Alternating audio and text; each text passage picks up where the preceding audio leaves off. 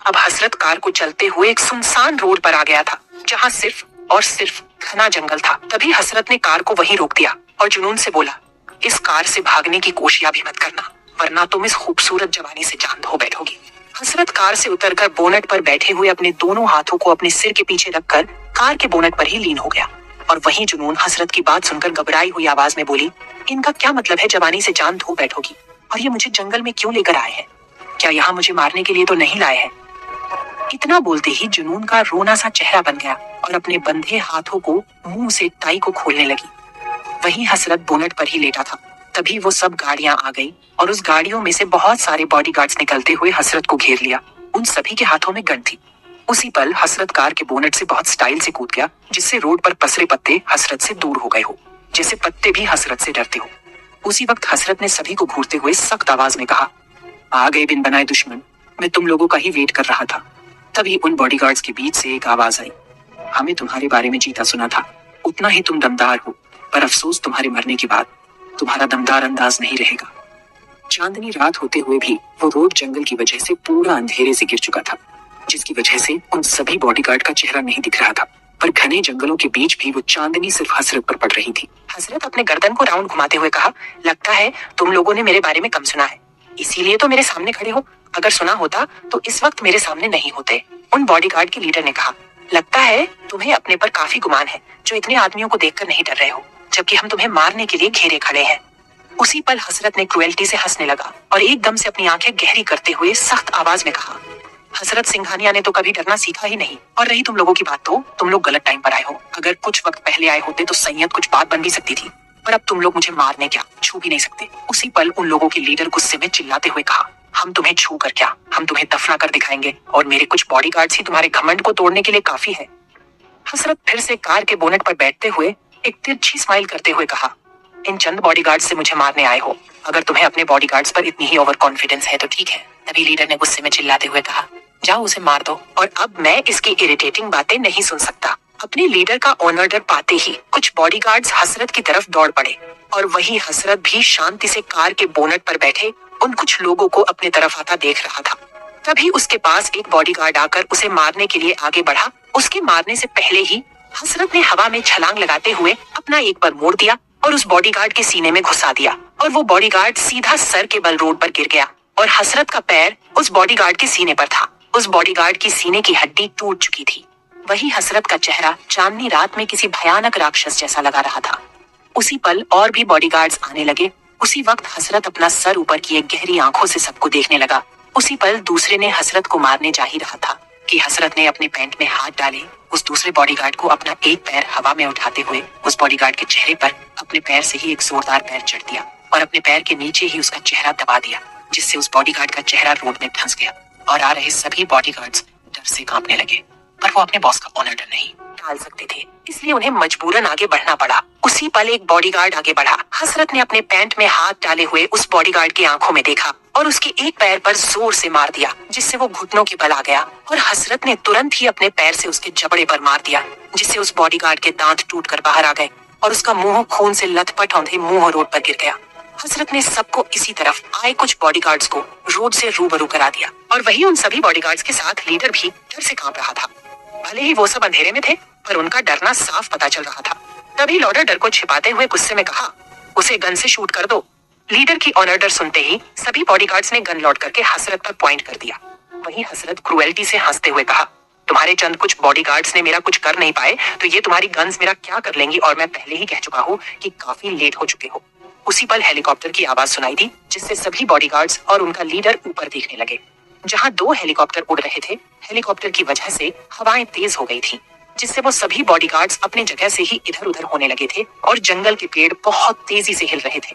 तभी उस हेलीकॉप्टर से रस्सी नीचे गिरी और उस रस्सी से होते हुए बहुत सारे कमांडो उतरने लगे और लास्ट में वीएन और एजे दोनों एक हाथ में रस्सी और दूसरे हाथ में गन लिए उन बॉडीगार्ड्स पर शूट करने लगे।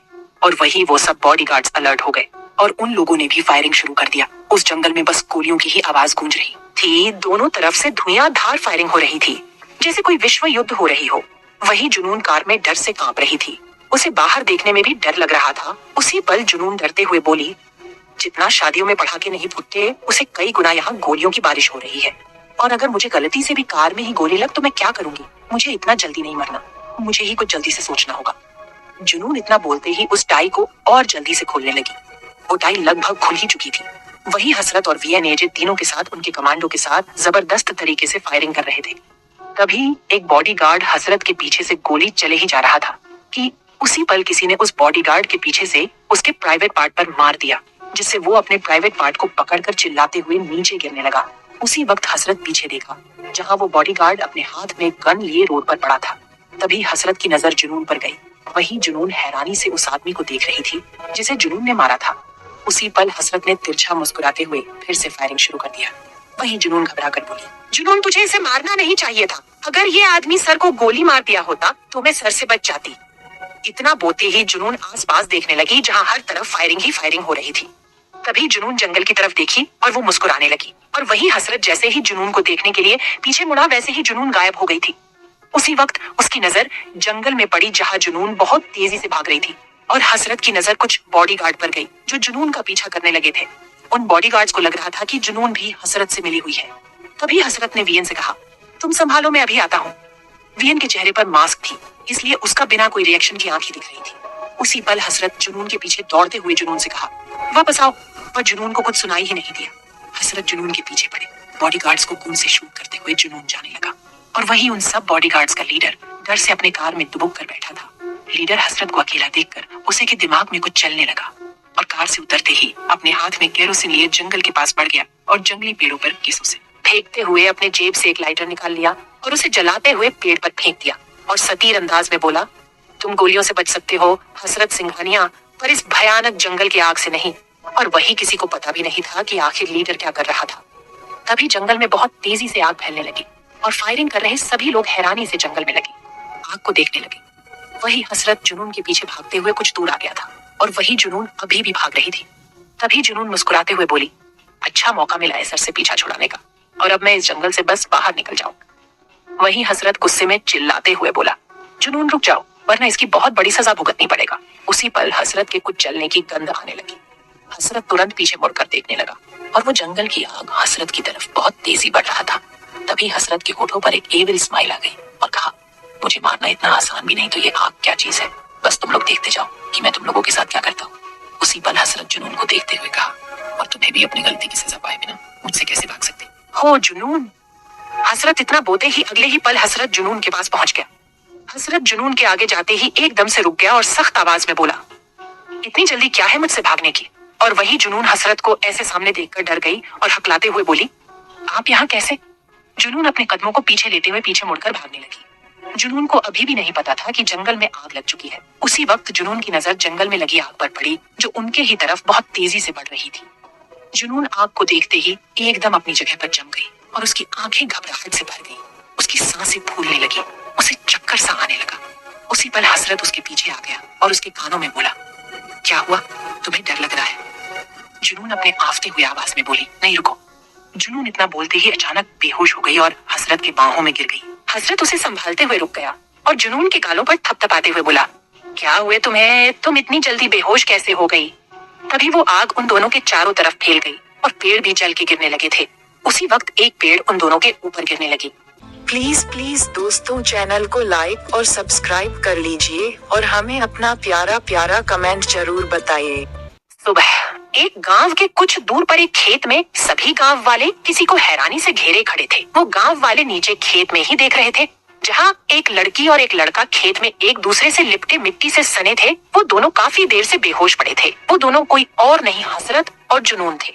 तभी उसी गांव वाले में से एक बूढ़ी दादी अजीब नजरों से देखते हुए बोली, इस लड़के ने इतने सारे कपड़े क्यों पहने हैं, वो भी इतनी गर्मी में। और इस लड़की को तो देखो, इसने कैसे कपड़े पहन रखे हैं कि हर तरफ से खुला ही खुला है। उसी गांव वाले में से एक जवान लड़के ने कहा, दादी ये शहर वाले कपड़े हैं और शहर वाले ऐसे ही कपड़े पहनते हैं। दीदी ने गुस्से में बोली, चुप कर, तुझे बहुत पता है। उस नौजवान लड़के ने अपना मुंह बना लिया। उसी पल एक मिडिल एज की औरत जिनका नाम सूर्या है, वो बोली, हाय राम, हमका तो लागत है कि ये दोनों भाग कर आए हैं, इसलिए देखिए ना ये लड़का और लड़की आपस में कैसे छपके हैं। तभी भीड़ को हटाते हुए एक बूढ़ा सरपंच आते हुए बोले, सभी चुप हो जाइए, आप लोग बिना जांच पड़ताल के कुछ भी न बोले। सरपंच थोड़े गुस्से में बोले, आप लोगों को इन दोनों के बारे में चर्चा करने का समय है, पर उन्हें बेहोशी से उठाने का नहीं। चाय पानी लेकर आई। उसी भीड़ में से एक आदमी पानी लाया और जुनून और हसरत पर पानी के छींटे मारने लगा। उन दोनों पर छींटे पड़ते ही जुनून होश में आ गई और चिल्लाते हुए बोली, भागो, बारिश आ गई। सभी गांव वाले जुनून को हैरानी से देखने लगे और वहीं हसरत जुनून के चिल्लाने की वजह से उसकी आंखें खुल गईं। जुनून ने अपने नीचे हसरत को देखा जो उसे ही देख रहा था। तभी जुनून अपने आप को घिरा हुए महसूस हुआ। उसने अपना सर ऊपर किया जहां पूरे गांव वाले उन्हें ही घूर रहे थे और हसरत ने भी पहले नोटिस कर लिया था। जुनून और हसरत दोनों एक दूसरे का चेहरा देखते हुए एकदम से उठ खड़े हो गए। उसी पल सरपंच ने बोला, तुम दोनों कौन हो और तुम दोनों इस तरह बेहोश क्यों पड़े थे? वही जुनून को बहुत अजीब लग रहा था। सब उसे ही कुछ अलग नजरों से देख रहे थे। तभी दूर से एक आदमी की आवाज आई, सरपंच जी, गजब हो गया। सरपंच ने हैरानी से पूछा, क्या हुआ मुनिया? मुनिया परेशान होते हुए कहा, पता नहीं कैसे हमारा जंगल बुरी तरीके से जल के राख हो चुका है। ये बात सुनकर सभी गांव वाले फूस फूसने लगे। सरपंच समझ गया कि जुनून और हसरत के साथ क्या हुआ होगा। सरपंच ने कहा, आप सभी शांत हो जाइए। मुझे लगता है ये दोनों बच्चे जंगल से ही बच के गए होने। वही वो सुराइयां छोटी आंखें किए जुनून और हसरत को घूर कर बोली, हाँ, पर ये दोनों जंगल में क्या कर रहे थे? जुनून उस औरत को देखने लगी पर उस औरत का पल्लू से आधा चेहरा ढका हुआ था। सरपंच उसकी बातों को अनसुना करके बोले, तुम दोनों का क्या नाम है और अगर हमारे बस कुछ रहा तो हम आपकी जरूर मदद करेंगे। जुनून बोली, मैं जुनून सिन्हा। जुनून हसरत को देखने लगी जो बिना कोई रिएक्शन के अपने पैंट में हाथ डाले खड़ा था। जुनून हसरत की तरफ इशारा करते हुए बोली, और ये हसरत सिंघानिया है। तभी जुनून के पास वही दादी आते हुए बोली, तुमने अपना नाम क्या बताया? जुनून दादी को देखने लगी और तुरंत बोली, दादी आप। जुनून खुशी से अपने दादी को गले लगाने वाली थी पर खुद को मिट्टी सना देख रुक गई। जुनून की दादी ने जुनून का हाथ पकड़ते हुए बोली, जुनून तू यहाँ कैसे और तुम्हारी हालत ऐसे कैसे हो गई? जुनून बोलने ही जा रही थी कि उसी पल सूर्या दादी के पास आते हुए हैरानी से बोली, क्या सासू माँ, ये हमारी जुनून है। सूर्या आगे बोली, राम जी का लाख लाख रुकर है कि हमारी जुनून बिटिया ठीक है। तभी सरपंच बोले, हमें बहुत खुशी है कि अनजाने में ही सही आप लोगों का परिवार मिल गया है, तो आप इन्हें अपने घर ले जाइए। इतना बोलकर सरपंच चला गया। वही गांव वाले अभी भी खड़े थे। जुनून की दादी ने चिल्लाते हुए बोली, आप लोगों के पास कोई काम नहीं है क्या जो हमारी जुनून को घूरे जा रहे हो? दादी की बात सुनकर सभी गांव वाले जाने लगे। तभी दादी ने भी जुनून को अपने साथ ले जाने लगी और वही हसरत सख्त नजरों से जुनून को जाते हुए देख रहा था। उसी वक्त दादी को कुछ याद आया और बोली, वो लड़का कौन है? जुनून बोलने ही जा रही थी कि उसी वक्त सूर्या बोली, सासू माँ, आपने देखा नहीं, ये दोनों एक दूसरे से किसे चिपके थे? इसका मतलब ये हुआ ना कि ये जुनून बिटिया का पति है। हसरत सूर्या की बात सुनकर ठंडी आंखों से घूरने लगा। जुनून परेशान हो गई और बोली, चाची जी आप गलत समझ रही है। सुरैया जुनून की बात बीच में काटते हुए बोली, जुनून बिटिया आपका जो भी बोले के है अब घर जाकर बोलना। सुरैया हसरत की तरफ मुस्कुराते हुए बोली, चलिए दामाद जी। हसरत सुरैया की बात सुनकर उसने कुछ नहीं बोला और उन लोगों के साथ जाने लगा। दादी का घर। हसरत सोफे पर हाथ बांधे और पैरों को फोल्ड किए बैठा था। हसरत ने एक ब्लैक, एक ब्लू कलर की शर्ट और एक ब्लैक कलर का पैंट पहना हुआ था जिसमें हसरत बहुत हैंडसम और डेसिंग लग रहा था। हसरत अपने सख्त निगाहों से सामने खड़े लोगों को देख रहा था, जहां बहुत सारे लोग हसरत को चमकीली आंखों से देख रहे थे जैसे वो कोई बहुत बड़ा एक्टर हो। तभी दादी हसरत के पास आ गई और नजर उतार कर बोली, हमारी जुनून बेटी ने अपना पति कितना अच्छा चुना है, देखो तो इसके चेहरे पर कितना तेज और आकर्षण है। एक लड़के ने मुस्कुराते हुए बोला, दादी जीजू मेरे कपड़े पहनकर बहुत हैंडसम लग रहे हैं। जुनून का चचेरा भाई 21 साल का नील जो दिखने में हैंडसम ही था, उसकी बात सुनकर विकी जो नील का जुड़वा 1 मिनट का छोटा भाई, उसने बोला, नील भाई लगता है तुम्हारी अपने चीजों पर भौकाल मारने की आदत नहीं जाएगी। सूर्या बोली, फिर शुरू हो गए तुम दोनों? हमारे दामाद जी बैठे हैं, थोड़ी तो शर्म करो। वही सूर्या के पास खड़ी 19 साल की निशी विकी और नील की छोटी सिस्टर है। निशी हसरत को एक तक देखे जा रही थी। तभी लिविंग रूम में जुनून आई। जुनून ने एक स्काई ब्लू कलर की घाघरा चोली पहनी हुई थी। उसने अपने कमर से भी ज्यादा लंबे बाल चोटियों में गूंथे थे और उसके कानों में बड़े बड़े झुमके थे जिसमें जुनून बेहद ही खूबसूरत लग रही थी। वही हसरत जुनून को एक पल के लिए देखता रह गया। निशी जुनून के पास जाकर एक्साइटिंग से बोली, आपको इतने हैंडसम जीजू कहाँ मिले? जुनून हैरानी से बोली, कौन जीजू, किसके जीजू? वहीं खड़े सभी हैरान हो गए। तभी दादी हैरानी से बोली, क्या ये लड़का तुम्हारा पति नहीं है? जुनून बोली, नहीं दादी, मैं तो आपको रास्ते में बताना चाहती थी पर आप और चाची ने मुझे बताने का मौका ही नहीं दिया। साइड में खड़ी सूर्या बोली, जुनून बिटिया, जब ई तुम्हारा पति नहीं है तो ई कौन है और ई तुम्हारे साथ क्या कर रहा है? वही निशी को जैसे उम्मीद मिल गया हो कि हसरत जुनून का पति नहीं है। जुनून अपनी आंखें घूमते हुए बोली, ये मेरे बॉस है, मैं इनके कंपनी में काम करती हूँ और हमारे रॉयल एम्पायर कंपनी के सीईओ है। दादी जुनून की बात सुनकर गुस्सा में आ गई और बोली, मुझे नहीं जानना सीईओ के बारे में। जब ये तुम्हारा पति नहीं है तो तुम एक पराये लड़के के साथ क्यों घूम रही हो? जुनून, ये चीजें हमारे परिवार में नहीं चलती है। वही हसरत के चेहरे पर कोई रिएक्शन नहीं था, वो बस चुपचाप बैठे तमाशा देख रहा था। वही जुनून दादी के कंधे पर हाथ रखकर समझाते हुए बोली, दादी मैं इनके साथ घूमती नहीं हूँ, ये मेरा काम है, मैं इनकी सेक्रेटरी हूँ और एक सेक्रेटरी काम होता है अपने बॉस के आगे पीछे घूमे और रात को जंगल की आग से। उन्होंने ही मुझे बचाया था। दादी जुनून की बात सुनकर उनका गुस्सा ठंडा पड़ गया और प्यार से बोली, बताना चाहिए था ना कि इस लड़के ने तुझे बचाया था और ये तेरे बॉस है, तो मैं इस लड़के को अपने घर में रहने दे सकती हूँ। उसी पल हसरत ने कोल्ड वॉइस में दादी से कहा, लड़का नहीं, हसरत सिंघानिया नाम है मेरा। दादी उसे गुस्से में देखने लगी, तभी बाहर से किसी की चिल्लाने की आवाज आई, जुनून बाहर निकलो। जुनून और फैमिली थोड़े हैरान थे, क्योंकि जुनून इस गांव में 5 साल बाद आई थी और उसे कोई जल्दी जानता भी नहीं था, तो कौन था जो जुनून को बुला दिया। उसी वक्त फिर लगातार जुनून जुनून चिल्लाने की आवाज आई। तभी दादी गुस्से में दरवाजा खोलकर बाहर जाते हुए बोली, कौन है जो गला फाड़ फाड़ कर चिल्ला रहा है। उसी पल दादी के चेहरा ठंडा पड़ गया, उनके चेहरे पर चिंता दिखने लगा और वही जुनून और की फैमिली दादी के साथ बाहर आ चुके थे, पर उनके चेहरे पर वही भाव थे जो दादी पर थे। वही हसरत ने भी ये नोटिस कर लिया था। वही घर के सामने कुछ गुंडे और उनके बीच एक अधेड़ उम्र का आदमी था। उस आदमी के चेहरे पर हरामीपन साफ झलक रहा था और वही पूरे गांव वाले भी अपने घरों से निकलकर देखने लगे। तभी एक गुंडे ने बोला, हमारे मालिक ठाकुर साहब तुम लोगों से मिलने आए हैं। दादी बोली, हमें किसी से नहीं मिलना। इतना बोलते ही वो जाने लगी। उसी वक्त ठाकुर ने कहा, इतनी जल्दी क्या है अंदर जाने की, हम तुमसे मिलने नहीं आए हैं, हम अपने होने वाली बहू को लेने आए हैं। दादी गुस्से में बोली, ठाकुर हमारी पोती तुम्हारे साथ नहीं जाएगी और ना ही तुम्हारे बेटे से शादी करेगी, और ये बात 5 साल पहले ही बता चुके हैं हम, तो क्यों आए हो यहाँ, अपना मुंह उठाकर चले जाओ यहाँ से। ठाकुर गुस्से में बोला, क्योंकि जो काम 5 साल पहले नहीं हो पाया था वो आज होगा। सुरैया गुस्से में बोली, का तुम का सासू माँ की बात समझ नहीं आई कि हमारी जुनून बिटिया तुम्हारे बेटवा से शादी नहीं करेगी, तो ये बात काहे समझ नहीं आ रही, चले जाओ यहाँ से। ठाकुर गुस्से में बोला, शादी तो करनी ही पड़ेगी, क्योंकि तुम्हारी जुनून की वजह से मेरा बेटा रजत 5 साल से उसकी चाहत में पागल हो चुका है, और मेरे बेटे को कोई चीज पसंद आ जाए तो मैं उसे देकर ही मानता हूँ। दादी गुस्से में भड़क गई और बोली, तुम्हारे पागल बेटे से हमें कोई मतलब नहीं है, और मेरी पोती कोई चीज नहीं है जो तुम अपने बेटे को दोगे, और हाँ, हमने जैसे तुम्हें 5 साल पहले माना किया था और आज भी माना करती हूँ, तू और अपने घटिया बेटे को यहाँ से ले जा। ठाकुर ने गुस्से में कहा, अगर तुम्हारी पोती शादीशुदा होती तो शायद मैं उसे छोड़ भी देता, पर नहीं है, इसलिए मैं तुम्हारी पोती को जबरदस्ती हम अपने साथ लेकर जाएंगे।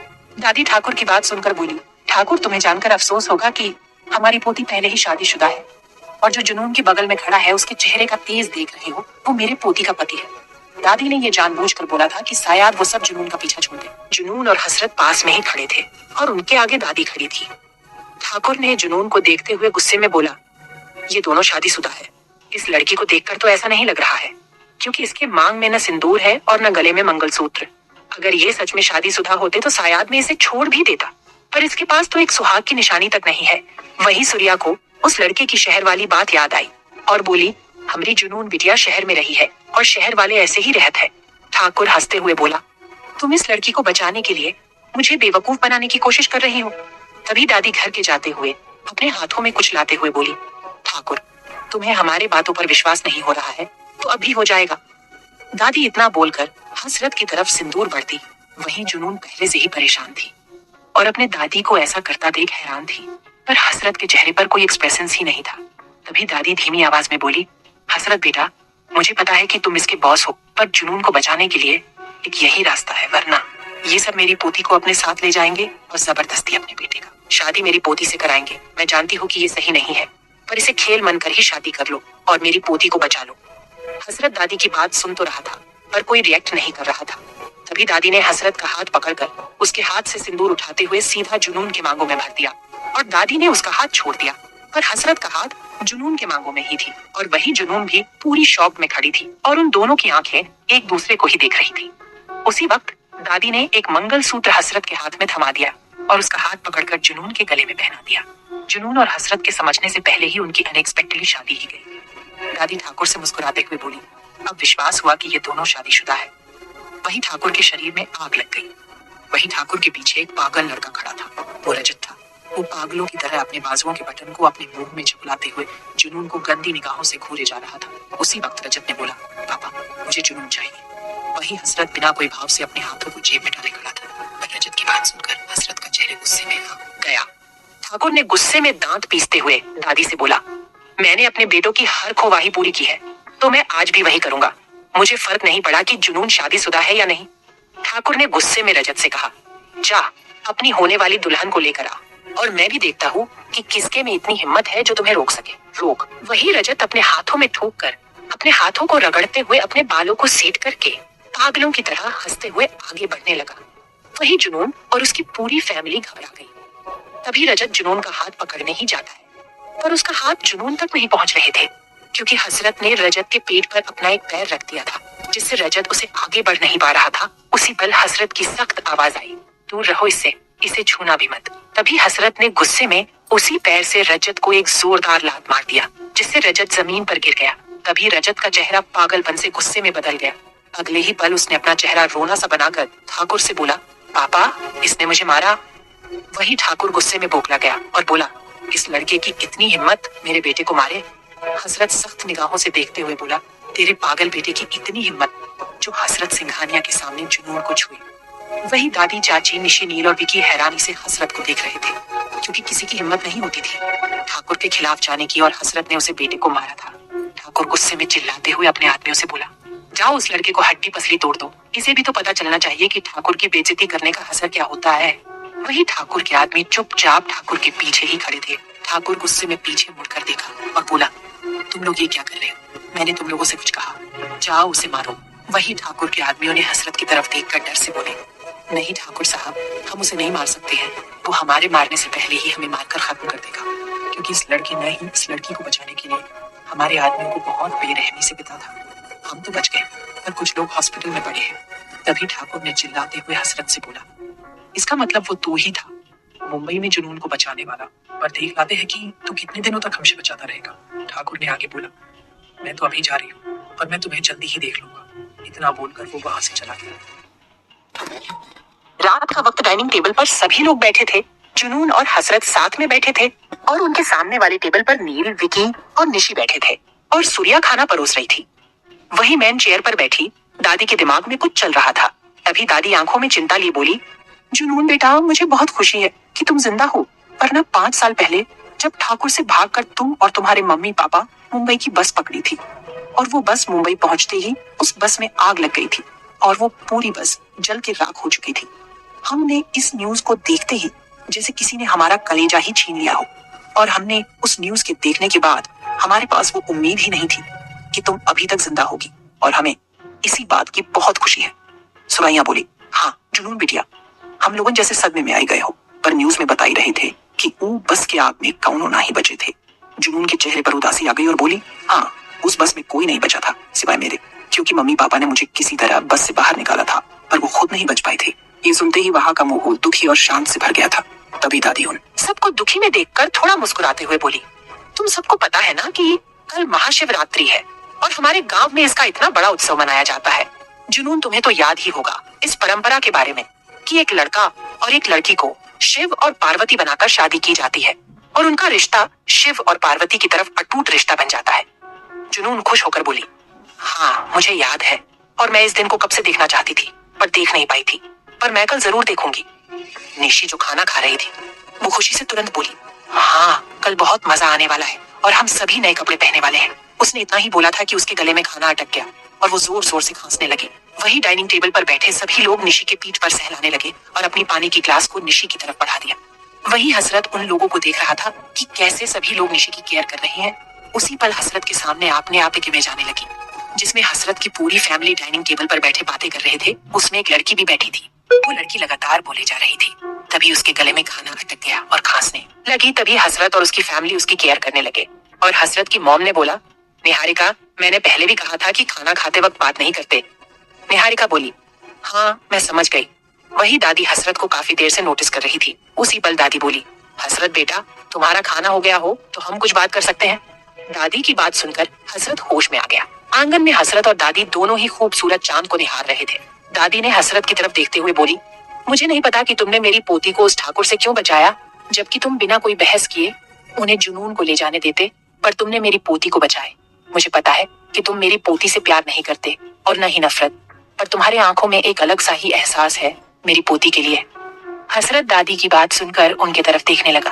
दादी थोड़ी सीरियस होकर बोली, मैं यहाँ तुमसे कुछ और बातें करने आई हूँ। मैं तुमसे अपनी पोती के बारे में कुछ बात करना चाहती थी। वही जुनून रूम में बेड पर बैठी थी। उसने अपने हाथ में वही टूटी हुई लॉकेट को देख रही थी। उस लॉकेट में एक छोटा सा ताला लटका हुआ था। जुनून उस लॉकेट को देखते हुए बोली, पता नहीं इसकी की कहाँ होगी। 2 साल हो चुके हैं की को खोए हुए, और मम्मी पापा ने कहा था कि ये मेरी किस्मत की चाबी है और इसे कभी खोना मत। पर मेरी किस्मत उसी दिन चली गई थी जिस दिन आप दोनों चले गए थे, मम्मी पापा।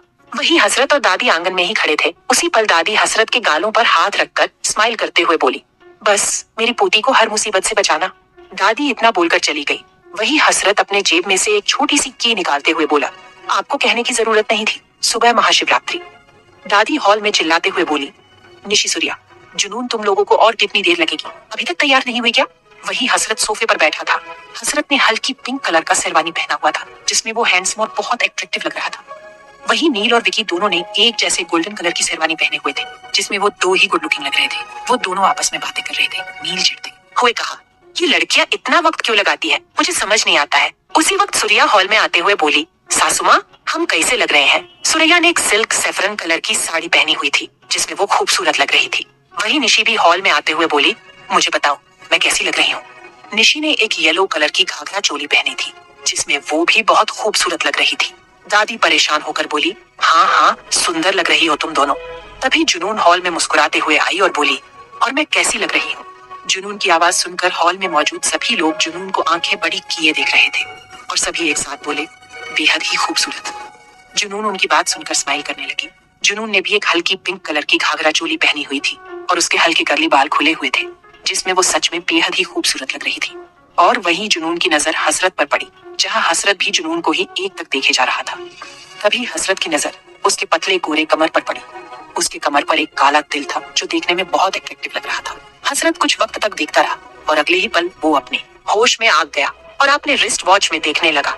दादी परेशान होकर बोली, सबका हो गया है तो हम चले। सभी लोग घर के बाहर आ चुके थे। उसी वक्त दादी को कुछ याद आया और तुरंत बोली, हम तो भूल ही गए कि हम फूलों की थाल हॉल में ही भूल गए हैं, कोई जाकर उसे लेकर आओ। दादी इतना बोलकर सबके तरफ देखने लगी पर वो सब अपनी नजरें दूसरी तरफ करके इधर उधर देखने लगे। वहीं जुनून सबको ऐसा करता देख मुस्कुराने लगी और बोली, मैं लेकर आती हूँ दादी। दादी ने अपना सिर हाँ में हिला दिया। जुनून जाने लगी। फिर से दादी ने कहा, जुनून तुम हसरत को भी अपने साथ ले जाओ क्योंकि टेबल पर 2 थालियां हैं। जुनून दादी की बात सुनकर हसरत को देखने लगी और अपनी आंखें घुमाकर जाने लगी। हसरत और जुनून अंदर पहुंच चुके थे। हसरत जुनून के आगे खड़ा था और वही जुनून थाली को लेने के लिए अपनी एक कदम जैसे ही बढ़ाई वैसे ही उसका पैर उसके घाघरे में फंस गया और वो सीधा हसरत को लेकर सोफे पर गिर गई और उन दोनों के होंठ आपस में सट गए। जुनून अपना होंठ हसरत के होठों पर सता देख उसकी आंखें हैरानी से फैल गईं। वहीं हसरत भी जुनून को ठंडी आंखों से देख रहा था। तभी जुनून हड़बड़ाते हुए हसरत के ऊपर से हटने लगी। जुनून के उठने से पहले ही हसरत ने जुनून की गोरे पतले कमर को खींचकर तुरंत अपने नीचे कर लिया और जुनून के होठों पर पैशनेटली किस करने लगा। वही जुनून शॉक्ड हो चुकी थी। हसरत अपने एक हाथ को जुनून के गाल पर रखकर सहलाने लगा और दूसरे हाथ से उसके गले में डालकर सहलाने लगा। हसरत बहुत डीप और पैशनेटली किस कर रहा था। तभी जुनून अपने होश में आ गई और हसरत को एकदम से धक्का दे दी। हसरत की पकड़ बहुत ढीली थी इसलिए वो सोफे से नीचे गिर गया। जुनून तुरंत उठ गई। वहीं हसरत गुस्से में जुनून को घूरते हुए खड़ा हो गया और गुस्से में जुनून को फिर से कमर से होल्ड कर लिया। इस बार हसरत ने जुनून के कमर को इतनी टाइट होल्ड किया था कि जुनून उसके बाहों में हिल तक नहीं पा रही थी। वहीं जुनून हसरत के सीने को धक्का देने की कोशिश करने लगी और गुस्से में बोली, मुझे छोड़ दीजिए, आप कोई मेरे पति नहीं है कि आप जो चाहे मेरे साथ कर सकते हैं। आप मेरे सिर्फ और सिर्फ बॉस है और कुछ नहीं, तो इसीलिए आपका कोई हक भी नहीं बनता मुझे छूने की। हसरत गुस्से में कुछ बोलने ही वाला होता है कि बाहर से दादी की आवाज आई, क्या हुआ, तुम दोनों को इतनी देर क्यों लग रही है? क्या मुझे फूल की थाली लेने के लिए अंदर आना पड़ेगा? दादी की आवाज सुनकर जुनून जल्दी से हसरत के बाहों से छूटने की कोशिश करने लगी पर हसरत उसे नहीं छोड़ रहा था। तभी हसरत ने कोल्ड वॉइस में कहा, बस ये तो शुरुआत है, वेट एंड वॉच। हसरत इतना बोलकर जुनून को एक छोटा सा दोबारा किस कर दिया और जुनून की आंखों में गहरी नजरों से देखते हुए जुनून के कमर पर तिल वाले जगह पर जोर से चिनकोट लिया जिससे जुनून के मुंह से चीख निकल गई। महाशिवरात्रि उत्सव।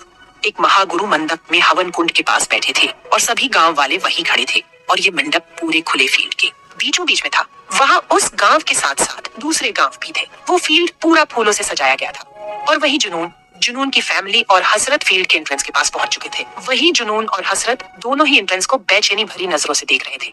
उन्हें एंट्रेंस को देखकर कुछ अजीब सा लग रहा था। और वही जुनून की फैमिली अंदर जा चुके थे।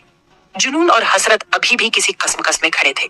तभी दादी की आवाज आई, तुम दोनों बाहर क्यों खड़े हो, अंदर आओ। दादी की आवाज सुनकर दोनों होश में आ गए और वो दोनों एक साथ ही एंट्रेंस पर कदम बढ़ा दिया। और जैसे ही उन दोनों ने अपने कदम रखा, वैसे ही मौसम ने अपना रुख बदल दिया और हवाएं तेज हो गई। बादल भी काले पड़ने लगे, जैसे अब भी बारिश हो जाएगी। और वही पूरे गांव वाले बदलते मौसम को देखकर हैरान थे। वही मंडप पर सरपंच खड़ा था। तभी सरपंच ने कहा, महागुरु शिवजी और पार्वती जी को बुलाया जाए। महागुरु अपने लीन में थे। उसी वक्त अपनी आंखें खोलते हुए बोले, नहीं, जिसे आप लोगों ने चुना है वो शिव और पार्वती नहीं बनेंगे, क्योंकि यहाँ कोई ऐसा आया है जिससे इस मौसम ने भी रूप बदल लिया है और हमारे महादेव का किसी की और इशारा है।